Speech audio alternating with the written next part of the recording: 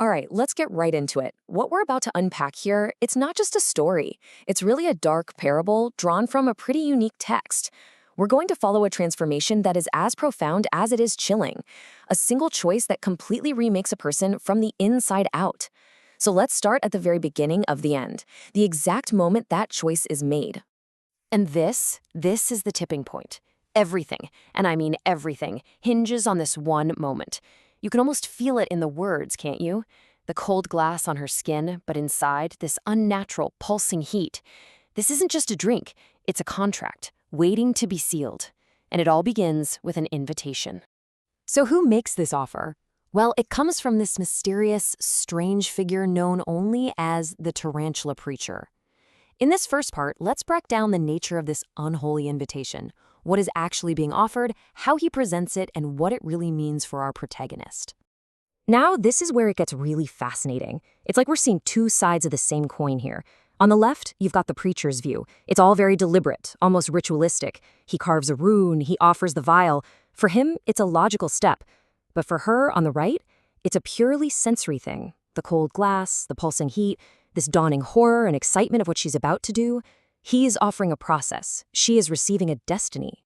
So we come to this really crucial term, vademecum. Now, usually this just means a handbook, right? A guide. But here, the preacher completely redefines it. He says it's the substance itself. Think of it like this. It's not the recipe book. It is the finished meal. It's not a set of instructions. It is the instruction, this chemical bridge that's going to turn her devotion into a physical, irreversible fact. So she accepts, and with that one choice, we immediately witness the consequence, the unholy sacrament. We're about to explore the immediate, visceral effects of that decision. And let me tell you, this isn't a gentle, slow transformation. It is an instantaneous, brutal rewriting of her entire being. It all starts with the taste. And it's not wine or poison in any way we would understand. The taste is described as scorched earth and unholy iron. That language tells you everything, doesn't it? What she's consuming is ancient, unnatural, and foundational. She is, quite literally, tasting a different reality. And this just lays out the internal chaos so perfectly. The source calls it the third sloughing, like a snake shedding its skin for the final time. And look at the steps here. It starts with just drinking it, but it quickly becomes biological, then elemental, and finally, moral. Her very heartbeat changes, this internal fire starts to burn, and the very last thing to go is human mercy, a complete and total demolition of the self. And here we go again, back to those two perspectives. But this time, they are in perfect, terrifying alignment. The preacher intends this sacrament to be an act of cruelty, something designed to shatter a narrow soul. And her experience? It's exactly that. A conflagration, a massive fire that burns away everything she once thought was pious or weak. They are 100% on the same page about its destructive purpose. This brings us to the central paradox of this whole parable. How can a fall feel like a rise? This section is all about that very contradiction. A descent into pure darkness that is experienced as a climb to incredible power. You have to hand it to the preacher. He is brutally honest about what he's offering.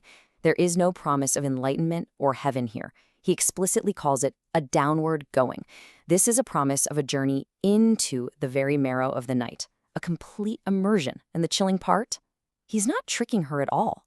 The text uses this specific German word, Untergang. It literally translates to downfall or ruin or sinking. And in the context of this story, it represents the complete collapse, the utter annihilation of her former self, of her humanity. But here's the twist. This downfall, this Untergang, it doesn't feel like a loss to her. Not at all. It feels like an ascent. She feels like she's gaining something she never had before, a sovereign and cold authority. She's trading her warmth, her mercy, her humanity for absolute, untouchable power. So what does this new authority actually feel like moment to moment? Because the transformation isn't just an idea, it's physical. We're about to see how her entire perception of the world gets fundamentally and permanently rewired.